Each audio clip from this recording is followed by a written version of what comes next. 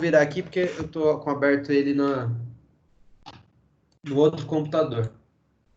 Tá? Então Tá gravando já? Tá. Discussão do texto é educação menor como dispositivo potencializador de uma escola a outra. E aí eu concordo com o João, apesar do Galo estar como primeiro autor nesse texto aqui, eu tenho quase certeza que a escrita toda é da Alexandrina, né? Eu reconheço essa escrita porque a Alexandrina foi a minha orientadora de doutorado, né? Então esse texto é dela. É claro que se o Galo assinou é porque ele deve ter lido, feito junto, discutido, mas a escrita, o estilo de escrita é bem dela, eu reconheço bem o. Então acho que você tinha razão, João, né? É um texto, né? Tá assinado pelo Galo, mas a participação dele aqui deve ter sido meio de olhar o texto depois, dar uma sugestão, alguma coisa assim. Até fazer pequenos excertos, mas a redação do texto é dela. E aí, assim, da minha parte, eu percebi que é um texto que, fazendo uma introdução, retoma tudo aquilo que a gente discutiu no texto, no livro Educação Menor, né? Retoma a questão de uma outra educação ou educação outra. O que é novo aqui, que não está presente no livro da Educação Menor, é essa articulação com a discussão do neoliberalismo. E isso não tem naquele livro Educação Menor inteiro, não tem muito essa discussão, tá? Até fala da questão, né, dos agenciamentos, uma citação ou outra ao capitalismo, mas não tem essa relação bem forte com a questão do neoliberalismo, da governamentalidade, da biopolítica, que é uma aproximação que esse texto faz com muito mais força, né? Mas especificamente na questão da educação menor, ele não faz nenhum acréscimo à discussão do livro, tá? Então, não tem nada novo aqui que a gente já não discutiu nos outros encontros. Exceto, talvez, quando ela fala. Eu achei. Não é bem uma novidade, mas eu achei que foi bem pertinente com um texto que nós lemos para sexta-feira, João, para aquela sua participação na aula de didática, quando a gente discutiu o texto do Entre o Estranhamento e a Espreita, de uma orientanda, que Nape, eu acho, que é uma orientanda do Christian Mosse, né?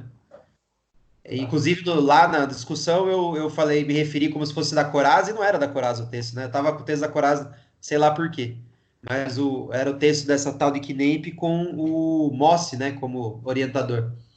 Eu achei que E estava lá fazendo naquele texto. referência a alguma passagem que ela tinha feito. Não que estava falando É, que o texto era dela. ah, é? É, eu achei que era alguma. Porque ela traz a Corasa também, se eu não me engano, no texto, né? Eu achei que estava falando de alguma passagem, assim, do texto. Então, acho que eu falei merda mesmo, porque na minha cabeça o texto era dela. Aí a hora que eu fui fazer o upload da discussão no YouTube, aí eu vi que, mano, na hora de colocar referência, eu vi, não é da Corazza esse texto, o que eu tô com ela na cabeça, né? É que a gente tem falado bastante nela e no Amorim ultimamente, e eu fiquei com isso na cabeça, né? Agora, um outro cara para a gente discutir, voltar a discutir com frequência, é esse Mossi, né? Porque a gente já teve uma discussão de um texto sobre o corpo dele que foi muito boa, você lembra disso? No Sim, âmbito era do bem GPEP legal de aquele texto. sábado ainda, né? Aquele texto foi muito bom, um texto sobre o corpo, e eu acho que, Das fendas, né? exato, o texto da Fenda. E esse último texto da orientanda dele, que eu presumo que seja, né, normalmente quando coloca como segundo autor é isso, também foi um texto muito bom, eu gostei demais do texto de sexta, né? E aí, aquele texto fala a espreita de uma coisa que a Alexandrina com o Galo aqui falam de educação de trincheira. E eu achei interessante essa conexão, porque o que é você estar entrincheirado se não é não estar preparado, sabe? Que para mim é muito próximo de estar à espreita, né? Lá naquela discussão eu fiz a relação com caça, né? Ou seja, você está próximo de o acontecimento a oportunidade da caça é um acontecimento. como o início de uma guerra de trincheiras é um acontecimento.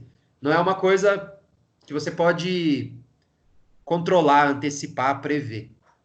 Entretanto, você tem que estar atento, né? É essa atenção. Em alguma passagem aqui ela fala também de o professor não cria acontecimento, mas ele potencializa. Então, não que eu tenha achado isso novo, mas eu achei muito conveniente, particular com a discussão de sexta que nós tivemos. Inclusive, né, se a Monique, qualquer um que não estava presente na sexta, pode acessar isso daí, tá lá no YouTube, pode. O João fez uma bela exposição sobre o texto, tá? Bom, então era só isso daí, né? Eu vou deixar vocês falarem, depois eu volto a discutir algumas coisinhas. Ô, Monique, como a Camila não está presente hoje, então você volta a ser a conversadora oficial, né? Olha, mas as outras já tinha eu retornado, hein? Vamos lá, então. Você Bom, tenta igual escapar, você mas não dá, falou. né? Exato, não tem como. Igual você falou, a hora que eu iniciei a leitura ali na introdução, eu falei, nossa, eu acredito que vai afirmar o que nós estamos vindo debatendo a todo momento. O que eu achei bem interessante é que a todo momento lança perguntas, né? Ela vai lançando as perguntas ali conforme o desenvolver do texto dela. Achei bem interessante isso, porque até reforça nós ficarmos pensando e recapitulando essa educação menor. O que, assim, vou dizer o que me chamou a atenção, né? Que ela vem falando, além do que já vem repetindo com relação ao que a gente vem estudando. Achei interessante quando ela fala da partitura musical, porque querendo ou não, analisa de uma outra maneira, né? O olhar para uma outra maneira e interpretar. E ainda mais quando ela fala que a escola é como uma orquestra, né? Que o maestro, ele vem e ele estipula o que deve ser feito. Até porque ele também tem que seguir uma regra, ele também tem que seguir uma lógica. Achei isso muito legal. E daí, quando fala, né, das diferentes linhas molares e tenta nos enrijecer. E é através disso que está baseado. Daí entra no que você falou, que eu aqui grifei bastante, que é na política brasileira neoliberal, que eu achei muito legal ela trazer isso para dentro do texto e isso para a gente conseguir compreender esse cenário e compreender essas ações. Achei muito legal também quando ela cita agentes de nossas vidas e não seguidores de regras. Achei muito legal. Frases assim soltas que fazem a gente cada vez recapitular ainda mais. E o que eu coloquei assim como essa parte que me chamou mais atenção do neoliberalismo foi a contaminação, né, que vem diante de todos nós, com esse consumo sem limite que nós temos, e daí a todo momento seguindo, né, uma lógica. E no final, que eu também grifei aqui, que foi o que você falou, das zona das trincheiras, que foi o que mais me marcou para entender essa educação menor, essas resistências, esses caminhos desviantes que estamos para tentar ter essas fugas. Foi isso. Tudo bem. João, quer fazer seus comentários? Vou fazer alguns assim, mas rapidamente, né? Concordo que o que esse texto parece trazer enquanto foco maior, assim, né? A questão do neoliberalismo, o livro não parece ter trazido, né? E aí acho que pode ser interessante, né? Pelo menos uma possibilidade de relação a mais possível com o neoliberalismo que ela faz, coisa que talvez o livro não tenha dado tanto atenção, então, de certa forma, o texto complementa, né, a ideia da educação menor, mas, ao mesmo tempo, e isso até alguns pensamentos que eu já compartilhei assim, com vocês, eu não gosto muito quando há uma conexão acentuada assim, com o neoliberalismo, sabe? Me traz uma ideia muito, entre aspas, assim, de que se acabássemos com o neoliberalismo, acabariam nossos problemas, né? Apesar dela comentar lá que, logicamente, não é essa a ideia, né? né? Não se está pensando num anti-neoliberalismo para colocar alguma coisa no lugar, porque também é uma outra formação discursiva, né, a se colocar no lugar, e aí nós precisaríamos pensar nas relações de saber-poder, etc. Mas eu acho que martelar não, mas bater excessivamente nessa tecla assim do neoliberalismo, de uns tempos para cá não vem me agradando tanto, assim, eu senti um pouco isso no texto, assim. Mas nos momentos que ela fez, eu acho que fez muito bem, e é muito bacana, é só uma visão que eu tô tendo, assim, tô tentando expressar, né? Eu acho que também existem outras, aproveitando aí a ideia das linhas, né, que a Monique trouxe, né? Existem outras linhas que não só do neoliberalismo, né, que constituem a nossa subjetividade, né?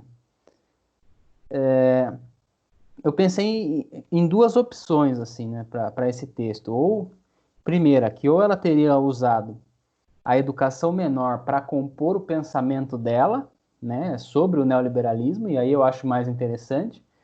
Ou uma segunda opção que ela, nesse texto aqui, ela falou sobre a educação menor, assim, explicou sobre a educação menor. E aí talvez não teria ficado talvez tão interessante assim, porque daí não se aprofundou, né? Não trouxe alguma coisa assim que a gente possa falar que é nova em relação ao que o Galo já teria escrito, né? E aí eu acho que uma última passagem que eu queria assinalar assim, é quando ela coloca sobre o não investimento em espaços fixos e fixantes, né? Que ela chama de estriados, mas em espaços e territórios abertos, que ela chama de liso. E aí me remete um pouco àquela discussão dos espaços vazios, né, que a gente estava tendo. Então, operar pelos espaços vazios, nos espaços vazios, né, de alguma forma parece que remete a um pouco a essa ideia de territórios abertos, né, de territórios lisos. E aí eu acho que foram essas assim as impressões gerais do texto. Tá, eu vou passar também as minhas impressões gerais, e aí, se tiver alguma questão ou outra, a gente conversa. Mas como é um texto fácil, também não tem obrigação da gente ficar esmiuçando o que não tem para conversar, né? Fácil no sentido de que não é um texto fácil, é um texto fácil, porque a gente já tem discutido os conceitos que ele apresenta já há muito tempo, né? Nós lemos aí uns 2, 3 meses já lendo os pressupostos da educação menor, e acredito que ela traz aqui, a gente tem que ver também que aonde que esse texto está circulando, né? É uma revista de matemática, ensino e cultura, então provavelmente naquele espaço, essa discussão da educação menor, ela é inovadora, né?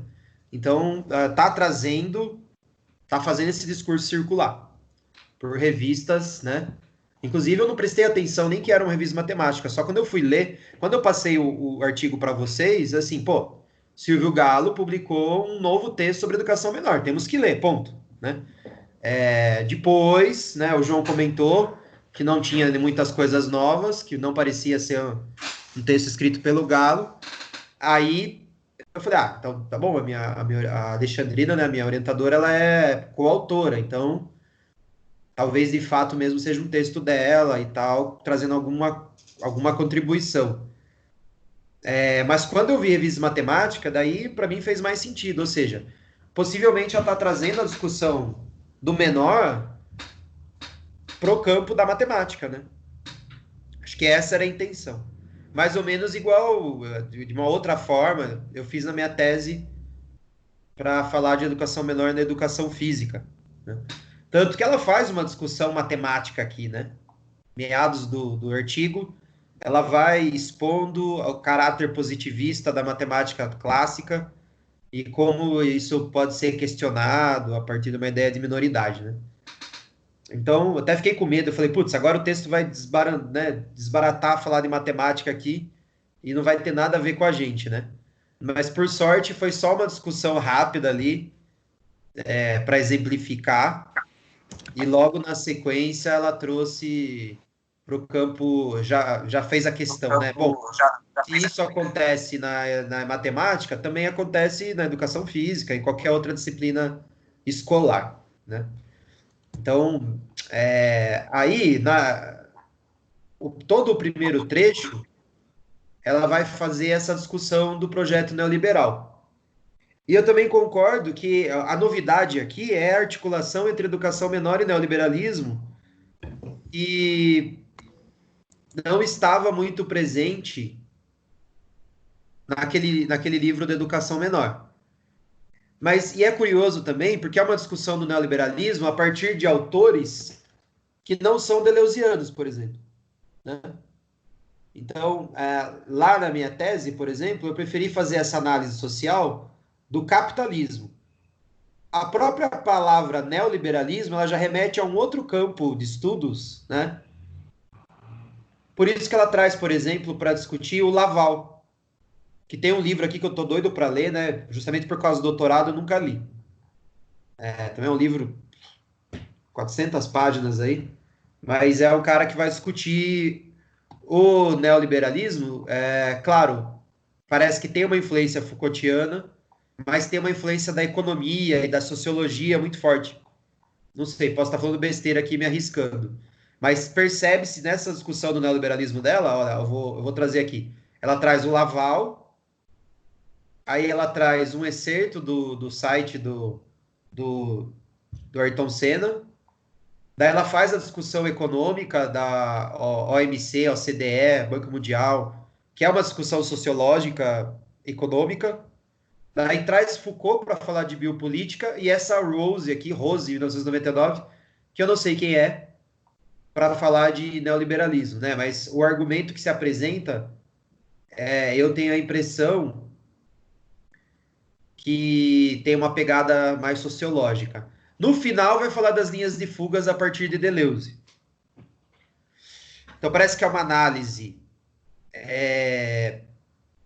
que pende mais para a questão da sociologia ou Foucault, mas a solução daí se apresenta como educação menor, numa resposta mais Deleuze-Guattariana, digamos assim. E aí, quando ela entra em educação menor, aí é quase que um resumo de tudo aquilo que a gente viu até agora, né? Inclusive, eu acho que é um bom artigo de introdução ao assunto, digamos assim, porque daí, não sei se ele é tão introdutório, não, porque ele já é pesado, já conceitualmente. Mas ela traz a discussão deleuziana da lógica do sentido para falar do simulacro. E aqui tem uma discussão interessante. Boa tarde, Elisa. Vou abrir já para você falar a sua opinião do texto, tá? É que eu me empolguei aqui. Não sei se ela está ouvindo a gente agora. Está nos ouvindo? Tô ouvindo, sim. Tá, já passo a palavra, tá? Tá bom. E aqui, essa discussão que ela faz aqui é muito boa, porque eu escutei isso pela primeira vez numa palestra do Roberto Machado, que não é só a questão de opor diferença e repetição, mas é a questão de moralizar a diferença, né? Vai além dessa ideia de pressupor uma verdade, mas ao estabelecer o modelo como a verdade, ela qualifica tudo aquilo que não é a verdade. Ou seja, quanto mais próximo da verdade, melhor. Quanto mais distante da verdade, pior. Então, não é só uma mera estabelecimento de modelos, mas é uma moralização da modelização. É o estabelecimento de uma hierarquia. Então, traz essa discussão aqui, que é uma discussão prévia à discussão da educação menor. Aquele livro, por exemplo, Educação Menor, ele começa já direto em Kafka, né, por uma literatura menor, ou seja, não traz o Deleuze solo, digamos assim, que é o Deleuze do diferença e repetição, para depois sim entrar na discussão da educação menor a partir da literatura menor, e aí traz todas as características da literatura menor, que a gente já viu bastante, né? Eu gostaria de ouvi-los depois, se for possível, se quando vocês leem esses conceitos de novo, né, vocês ficam procurando exemplos práticos e operacionalizar mudanças na própria didática ou modo de pensar, lutando contra essa colonização do pensamento por uma imagem deleuziana, sabe? De repente você está falando numa outra língua, mas você está fazendo as mesmas coisas, sabe? Eu não sei, é um alerta aqui que eu fiquei pensando, que eu acho importante, assim.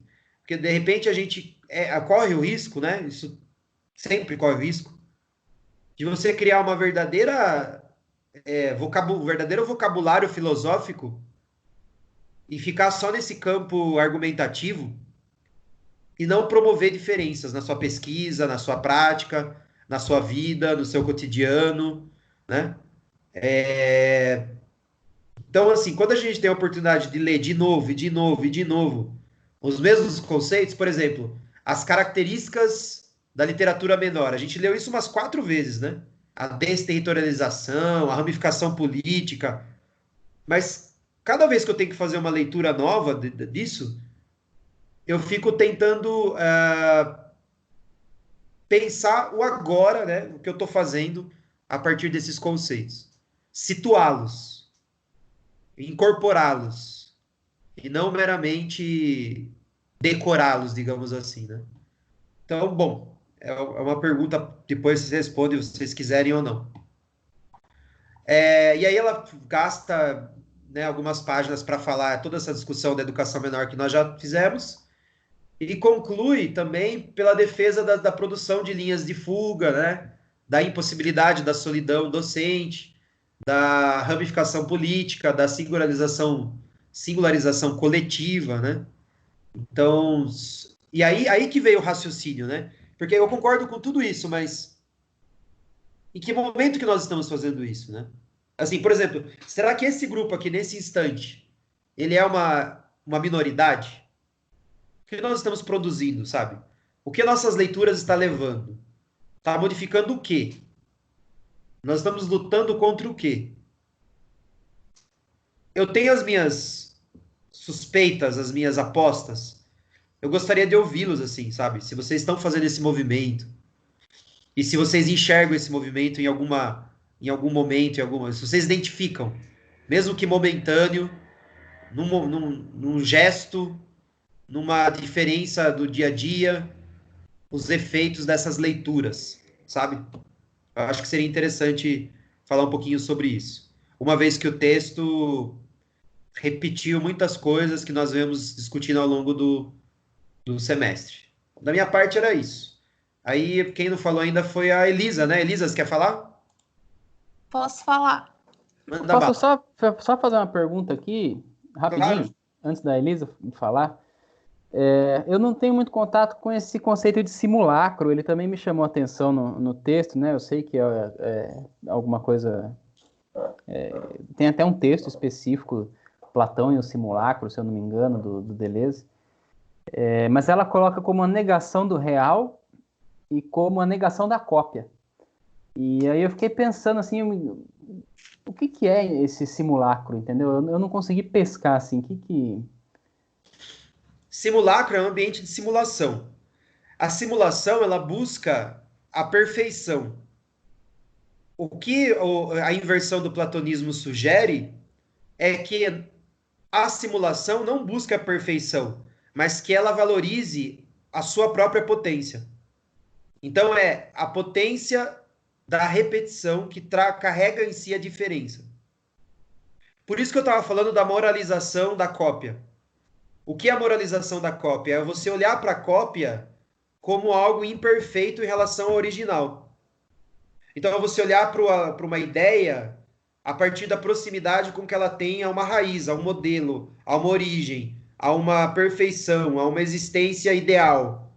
E aí você vai sempre hierarquizando, notificando, gradalizando, você vai dando, né, estabelecendo uma hierarquia, uma coordenada a partir dessa cópia perfeita a ser atingida. Sei lá, estou dando um exemplo aqui. A gente lê o texto, se a gente lê esse texto na pegada da perfeição, nós vamos querer chegar o mais próximo possível do que a autora falou. E se a gente não chegar, é porque a nossa simulação é uma simulação ruim. enquanto que a gente pode olhar para a potência que há em outras leituras. E não olhar para uma leitura diferente como algo inferior, mas como a potência da multiplicidade do real. Então, sei lá, por isso que eu tô dizendo o risco que nós temos de ficar caindo na mesmice, sabe? Na discussão sem potência. Porque corre o risco, assim, de nós ficarmos lendo os mesmos textos, ficarmos concordando com tudo. Daqui a pouco a gente está com o mesmo pensamento que não produz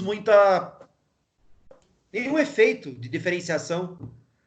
E aí vem alguém novo aqui no grupo, sabe, que nunca leu e leu esse texto pela primeira vez. Pô, nós estamos 1 ano lendo Educação Menor. Aí vem essa pessoa, lê o livro, pela primeira vez ela lê esse texto. Aí ela vem com umas ideias bem diferentes da gente, muito diferente. Aí o que a gente faz? Não, mas peraí, essa pessoa ela não sabe o que ela está falando, né? Então essa é a cópia imperfeita. Essa é a moralização do simulacro. Então no platonismo, o simulacro é a cópia imperfeita. Na inversão do platonismo deleuziano, cada simulacro possui um potencial por si, né? Possui seu próprio poder de algo novo, né? Não sei se eu fui claro, né? Sim, para mim foi. Essa discussão, qualquer dia a gente vai ter que encarar, talvez não no âmbito do PIBIC, porque acho que no propósito aqui não é ficar lendo filosofia hardcore, mas assim, ver aplicações na educação, mas em algum momento a gente vai ter que ler diferença e repetição, né? Ou famigerado Deleuze solo, que eu acho ainda muito mais difícil que o Deleuze junto com o Guattari. Pelo menos para mim é muito mais difícil ler. Já tentei ler diferença e repetição, lógica do sentido, e é um sofrimento, assim, absurdo, né? Agora sim, Elisa, por favor, estamos aguardando a sua fala sobre o texto. Certo. A princípio, né, eu li o texto e eu pensei que tivesse sido só a Alexandrina que escreveu o texto, porque ela cita bastante o Galo e tal. Mas aí, vendo a live lá que o Galo participou, de anarquismo e tal, educação, ele usou falas muito parecidas como do texto. Me chamou muita atenção. Principalmente a ideia, e ele vem repetindo isso de vários momentos que eu já acompanhei ele, como lá no Soma também, ele repete muito isso, de que da educação menor enquanto dispositivo de educação, de produzir outros espaços, ele sempre repete isso. E aí, quando ele entra em anarquismo, ele fala de atacar com alegria e tal, né?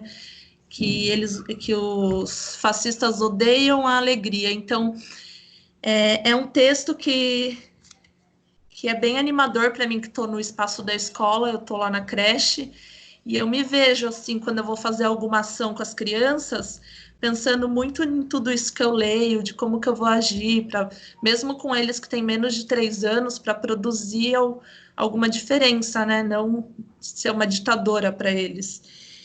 E pensei também que foi ótimo a gente ter lido aquele de heterotopia, porque senão a gente também não ia entender o objetivo, eu pelo menos não ia entender o objetivo desse texto. E eu penso que é um texto resumão mesmo, assim, muito bem escrito. Adorei a ideia que eles trazem lá no começo,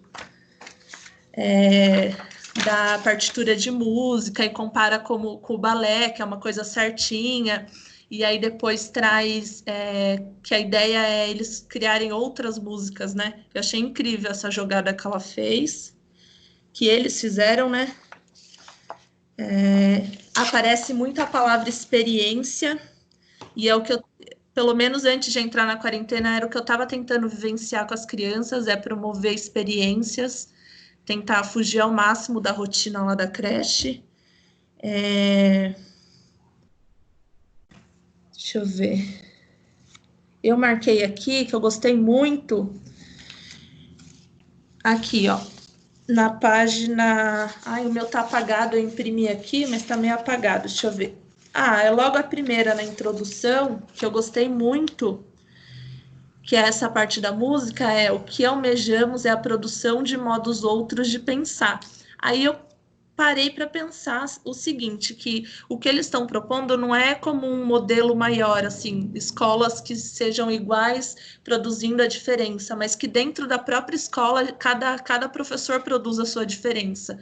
Porque se a gente fizer tudo igual, vira um modelo. Isso que eu entendi dela escrevendo aqui. O que almejamos é a produção de modos outros de pensar, e organizar a instituição escolar é romper com a música clássica estruturada para experienciarmos o jazz, a mistura de tradições, de valores, a diferença, o improviso.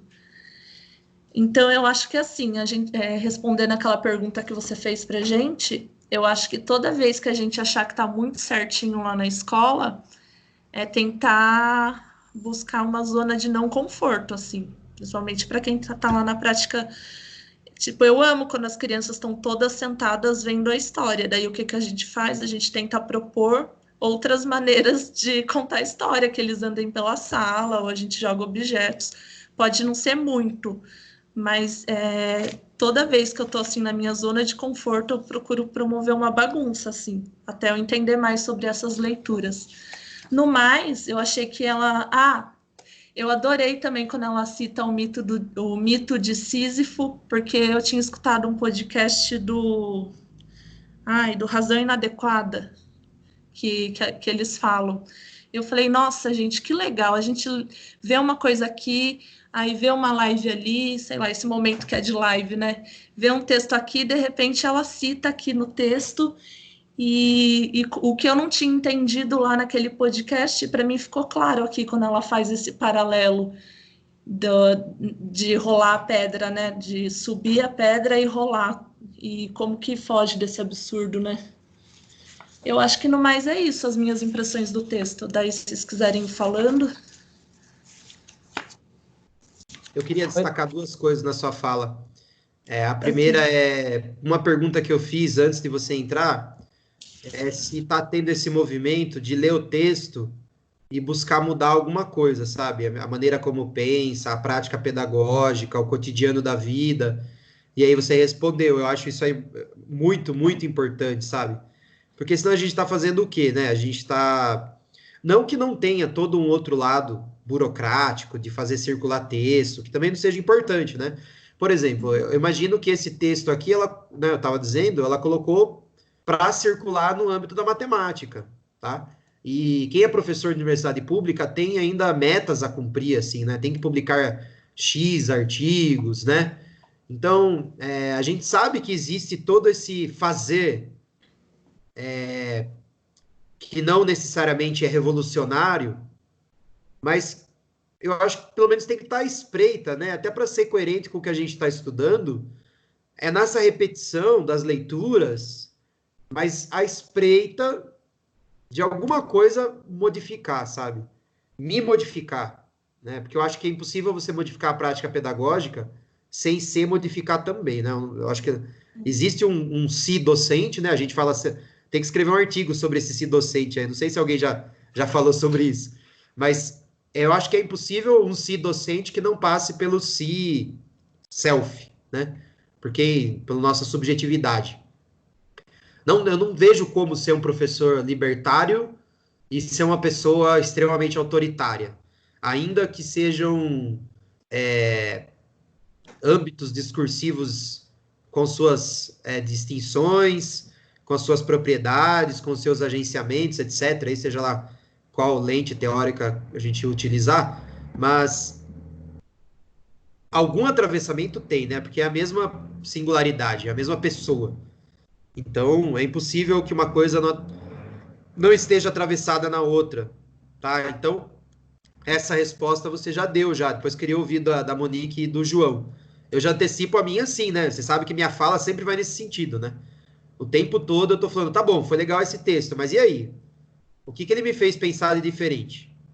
O que eu vou mudar na minha vida depois que eu entendi esse texto? E não são necessariamente grandes revoluções, né? Nem precisa provocar impactos tão grandes, mas pelo menos fazer pensar alguma coisinha, movimentar, colocar essa subjetividade para circular, não deixar virar uma zona neutra ali, não pensada, entrar no modo automático. Você E a sabe, segunda... Pode falar, desculpa. você sabe que essas leituras também me colocou assim que eu fiquei dias pensando, muito dividida, porque por 7 anos eu estou esperando esse concurso que abriu. Nem sei se vai ter, mas abriu, né? E aí eu sempre pensei, quando eu abrir, eu vou comprar tudo, vou estudar pra Como que caramba, não? vou ser a primeira. Ah, não sei, às vezes é para arrecadar dinheiro, né, João? Calma aí, pode dar uma atrasada. Daí, o que que eu pensei comigo? Eu vou comprar toda a literatura, eu vou me matar de estudar e, tipo, nunca pensei em dividir com os outros, em fazer nada disso. E aí foi chegando os livros, eu falei, mano, eu tô lendo um monte de coisa de não competição, disso, daquilo, e eu tô aqui com o livro, eu tenho certeza que tem 500 nego que tá sem o dinheiro para comprar lá.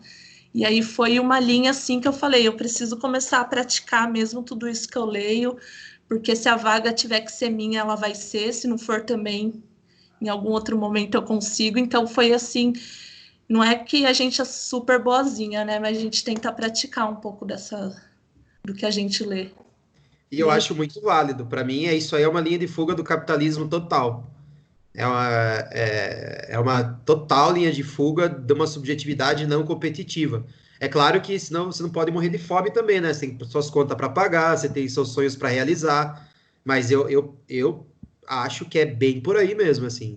O que tiver que ser, será, eu vou dar o meu melhor e vou escapar dessa subjetividade competitiva. Até porque quem está completamente imerso nessa subjetividade não passa no concurso, né? Porque essa pessoa está tão imersa num outro mundo que ela vai ser chamada para o concurso só por causa do salário. E aí ela não tem é muito difícil para alguém, eu não acho impossível. Tem gente que tem memória fotográfica aí, sei lá, uma capacidade de abstração boa para decorar as coisas. Mas eu acho muito difícil alguém que não entende os conceitos que os autores estão falando ir bem num concurso, sabe? Eu acho muito difícil alguém com uma subjetividade extremamente competitiva. Essa é a ironia do concurso, né? Ele é uma competição, mas ele vai e faz uma competição em cima de conceitos que pregam uma educação não competitiva, né? Porque você pega os autores lá, eles caminham um pouco nessa direção, mesmo que não seja uma crítica direta ao capitalismo, mas eles pensam a educação, imagina, o livro do Paulo Freire, por exemplo, que vai cair para quem é pedagogo, né? Então, e outros, o Edgar Morin também está lá, etc. São pessoas que não são críticas ácidas diretamente do capitalismo, mas são críticas de uma educação individualista, liberal, competitiva, né? E como é que a pessoa entende esses conceitos e vai bem no concurso se ela é esse tipo de, se ela não é uma pessoa crítica a esses modelos de existência? Então, eu diria que é muito legal isso, e inclusive não acho que diminui as suas chances de ser aprovado. Ao contrário, eu acho que mostra segurança e aumenta as possibilidades. Não sei. Posso estar sendo romântico aqui, mas é como eu vejo também. A outra coisa que eu queria destacar na sua fala é que um pouco antes de você entrar, nós também conversamos que o texto tem a cara da minha orientadora, né? Apesar que, assim, o Galo assinou é porque ele concorda com tudo que está aqui. Então, assim, realmente, nas últimas lives ele tem falado bastante em biopolítica, né? Em heterotopia, mas, assim, a Alexandrina, o Galo e o pessoal do Fala ali, o Transversal, eles estão sempre juntos, sabe? Então não dá para dizer o que é um, o que é do outro. É a mesma coisa que você vê falar mapeamento, ressignificação na boca do Pedro, do Marcos. Você não sabe dizer bem, né, do pessoal ali da Nina, etc., do pessoal do GPF. Teve um ou outro que criou o conceito ali na hora de fazer o livro, né? O Marcos e o Mário criaram algumas coisas, mas aí já começa a se tornar um pensamento comum de todos eles, né? Então, só complementando, não que eu discordo, eu concordo com você, mas é que eu convivi um pouquinho com o pessoal ali do Fala e do Transversal, e eles estão muito próximos na questão da heterotopia, das linhas de fuga, da educação menor. Então, eles não explicitam o modelo como o GPF faz, mas algumas palavras estão sempre por ali, assim, né? Alguns conceitos, eles têm uma presença muito forte ali. E eu acho que esse texto da Alexandrina e do Galo faz um resumo disso tudo, né? Bom, daí eu tenho uma pergunta para o Paulo e para a Monique. Respondam aí para a gente. Responde aí, Paulo. Desculpa, João e Monique. Roubando para o fim já, palavras finais também. Vamos lá, vai lá, Monique. Quer começar? Pode ser, começa assim. Bom, então a pergunta que você fez, né? O que essas leituras refletem em eu quanto pessoa, quanto um ser social e tudo mais. Bom, eu estava aqui pensando, dizer de duas maneiras. Como no início, quando demos o start para ler Educação Menor, juro para você e acredito que você percebeu que eu falei, nossa, não é isso que eu quero estudar. Não é, não é. Eu não tive essa conexão. E daí eu fiquei ali, tentei destravar, mas logo no início não foi. E daí foi quando eu decidi, falei, não, vou ler outras coisas, vou fazer outras coisas, porque tô travada aqui, não vai, não consigo entender isso aí. Aí eu fui, li outras coisas e depois retornei. Falei, nossa, é difícil, mas eu acredito que dá para compreender o que está querendo ser dito. E através disso eu comecei a fazer a retroalimentação de transformar isso para minha vida. Como que eu vou agir com aquilo que eu estou lendo. E daí eu faço sempre essas duas mãos. Porém, o primeiro momento que eu leio, assim, a mudança está em mim. Depois que tem essa mudança, que eu entendo eu quanto um ser social, aí sim eu faço reflexo na educação. Logo no começo eu tinha uma dificuldade em entender esses dois viés. Porém, agora, ainda mais na quarentena, que dá um tempo maior de reflexão, que eu tenho um contato maior com a minha mãe, eu consigo conversar com ela sobre essa questão prática da escola e consigo, sim, elencar os pontos e ir pensando nas estratégias, até converso com ela, falo, nossa, dessa maneira, o que você acha? E tento ir articulando esses dois. Bom, esse é o primeiro ponto. O segundo ponto é que eu sempre busco fazer leituras diferentes para que eu não entre no mecanismo do simulacro, né, que você falou, dessa perfeição. Então, eu, às vezes, fujo, leio algo completamente. Quem acompanha o meu Instagram vê as leituras doidas, às vezes, que eu posto lá, que eu tô lendo. Eu tento fugir para que eu não entre nessa caixinha e comece a colocar isso aqui, tem que ser exatamente como a teoria está dizendo, e tento fazer essas fugas para não ter essa fixação. Bem interessante. Procurar outras leituras é um passo importante. Eu lembro quando o João sugeriu que nós lêssemos Olavo de Carvalho, por exemplo. Ah, pronto. Você achou que não ia ter isso nunca em registro, né, João? Agora tá gravado. O João chegou assim, não, porque eu acho legal a gente começar a ler uns negócios conservador para saber o que é e tal. Tem um autor bom aí chamado Olavo de Carvalho, eu queria conhecer mais sobre ele. Filósofo aí, né? Eu falei, nossa, João, vai pesquisar quem é, vai, João. Faz o quê? Uns 3 anos isso, 4 anos. Foi antes de toda essa explosão aí e tal. Por aí. Mas eu já sabia quem era a figura. Tava começando o GPF, acho, sei lá. Foi isso mesmo. Agora só falta esse vídeo pegar 600 visualizações, né? Para todo mundo ficar sabendo. Alguém recortar só esse trechinho, assim. É outro João, hein? Não sou eu, não era eu. Queremos ouvi-lo. Bom, eu queria dizer, primeiramente, que eu achei absolutamente genial essa frase da Elisa, né? Quando ela fala assim, às vezes eu tô na minha zona de conforto, tô lendo uma história, tô vendo que tá dando tudo certo, e aí eu faço uma bagunça. E aí ela comentou assim, pode não ser muito, mas é alguma coisa que eu faço, assim. E eu achei assim, isso de uma potencialidade de análise aqui em relação a isso que a gente está lendo aqui absurda, né? Porque essa ideia de pode não ser muito, mas é alguma coisa que eu estou produzindo ali, que eu estou fazendo e que eu achei que foi necessário aquele momento e eu fiz, sabe? E aí eu acho que tem muito a ver com isso que a gente está lendo e também tem muito a ver com o que eu venho pensando, assim. E aí eu achei legal também quando você fala, quando o Rubão fala sobre o objetivo do grupo, assim, né? Então, em relação a que nós estamos lendo isso, em relação a que nós estamos discutindo e, entre aspas, lutando, assim, né? E também é muito interessante quando você vê que não se chega a uma conclusão, né?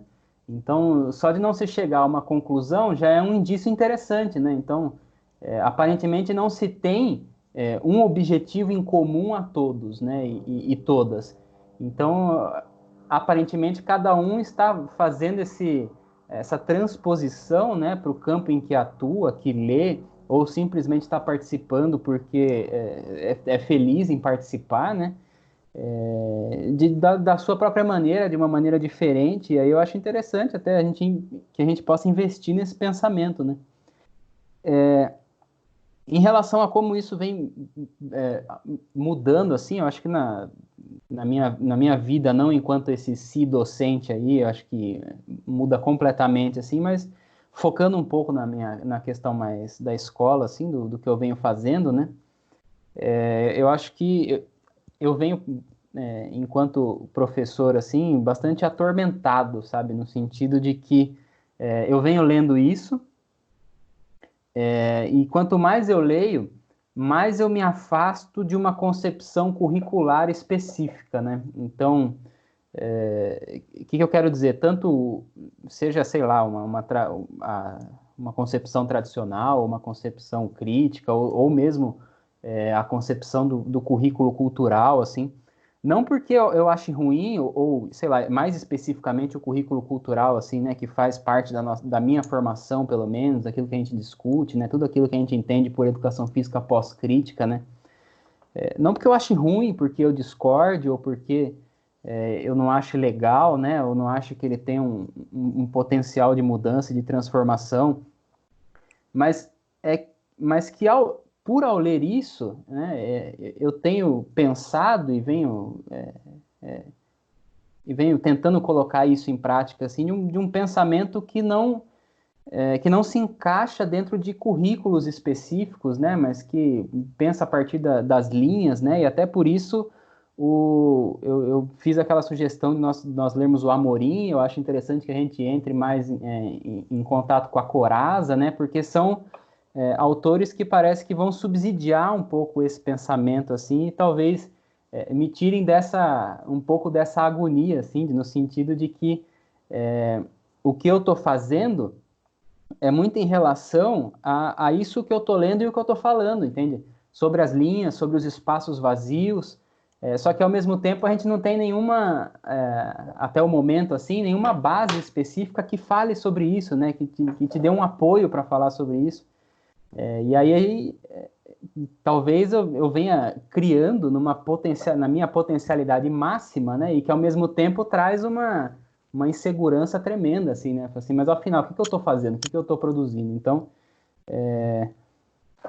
e aí eu me vejo também nessa fala da Elisa, né? Então, assim, eu não estou produzindo muito, mas o que eu estou produzindo é a partir dessa perspectiva que eu estou lendo e dessa forma como eu estou pensando a educação agora, né? Então, eu acho que tem essa... É isso que eu estou produzindo em relação a esses textos que eu estou lendo e que estou trazendo para minha prática, assim. Eu acho que de mais fundamental, assim, uma recusa em trabalhar e pensar dentro de uma perspectiva curricular específica, assim. Eu acho que, por enquanto, vem sendo o que está mais me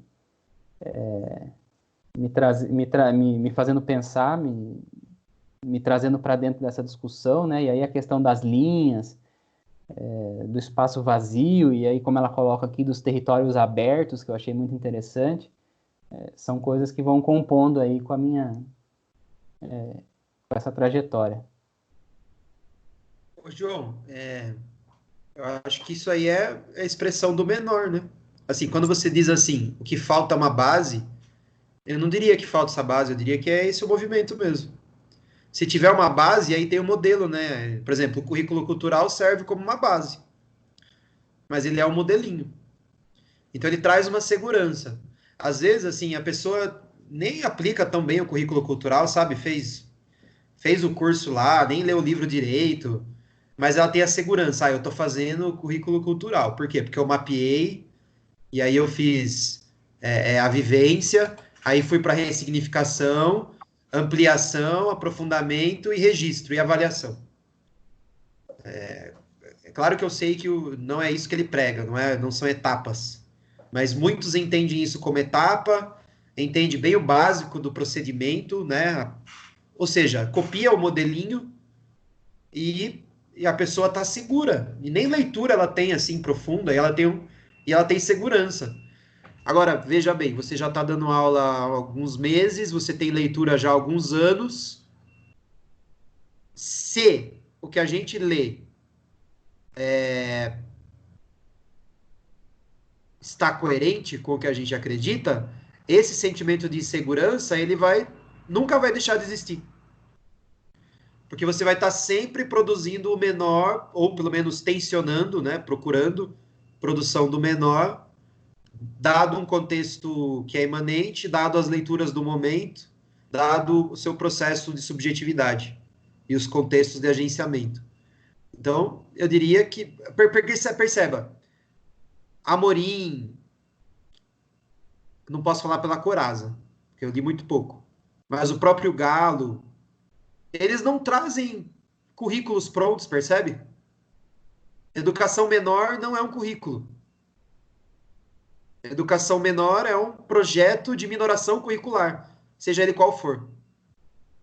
Então, se você chegar com uma base, ainda que seja uma base aberta, você já não está no movimento de minoração, eu diria. Nada errado partir de uma base para minorá-la, também não é esse o problema, eu diria. Mas, na perspectiva que a gente vem estudando, essa base nunca vai existir, né? Então, daí a importância de você estar refletindo todo dia sobre o que você está fazendo, né? E lutar contra o sentimento de querer que as outras pessoas façam igual, sabe? Tipo assim, precisar do discurso do outro para me validar, ou se achar tão genial que querer que as outras pessoas façam igual o que a gente faz. Acho que são os dois riscos, sabe? De você buscar validação externa daquilo que você faz, daí a ideia da segurança, ou de você achar que aquilo que você faz é tão bom que todo mundo deveria fazer também. E aí você cria um modelo. Acho que são riscos, né? Então, concordando totalmente com a sua fala, eu só complementaria dizendo que esse sentimento de estar em processo, o ideal é que ele não passe nunca. O ideal é que você nunca saiba o que você está fazendo. Que você nunca tenha certeza do que você está fazendo. Sei, eu acho que se continuar assim é bom. Bom, alguém mais quer falar alguma coisa? Da minha parte era isso. Eu não. Monique? Eu não também. Elisa? Tudo bem por aqui? Oh, rapidinho, Elisa. Oi. Você tenta colocar o currículo cultural em prática, assim? Alguma coisa nesse sentido? Então, lá na creche ainda não consegui ver muitas possibilidades, mas eu Você não trabalha com educação? Não. Não, o meu É verdade. Eles têm 1 ano, mas eu trago, tipo, histórias que são do mesmo tema. Se eu vou falar, sei lá, da cultura africana, eu trago a semana inteira histórias da cultura africana, algumas músicas. É isso. Ainda não sei como fazer isso. É isso. Tudo bem. Então, pessoas, eu concordo com o João, a gente tem que ler mais a Coraza e o Amorim. Eu diria que o Mossi também. Mas a proposta para esse términozinho de férias é a gente ler os textos dos nossos colegas, né, que estão próximos da gente. Porque eu acho que é um debate que a gente tem que estar acompanhando também. Então, o Leonardo publicou artigo, o Flávio, o Pedro, a Glória, a Adriana. Então, até as férias, eu vou colocar esses textos para circular entre a gente. Só que, para o segundo semestre, vocês podem ir pensando em sugestões, né? Metade de junho e julho é férias, voltamos só em agosto daí. Então, vocês podem ir pensando em sugestões, ideias, o que vocês gostariam de ler, tá? E vale tudo, né? Cada um pode puxar a sardinha para o seu lado. Se a Monique falar assim, quero ler sobre o feminismo, por exemplo. Daí a gente vai tentar leituras, ou alternar as leituras para contemplar os objetivos, ou leituras transversais, né? Que cortem todos os temas sugeridos, tá bom? Então, vocês podem entrar nesse movimento de ir pensando sugestões para o segundo semestre. Combinado? Muito obrigado por hoje, foi muito agradável, como sempre. Um abraço. Tchau, tchau.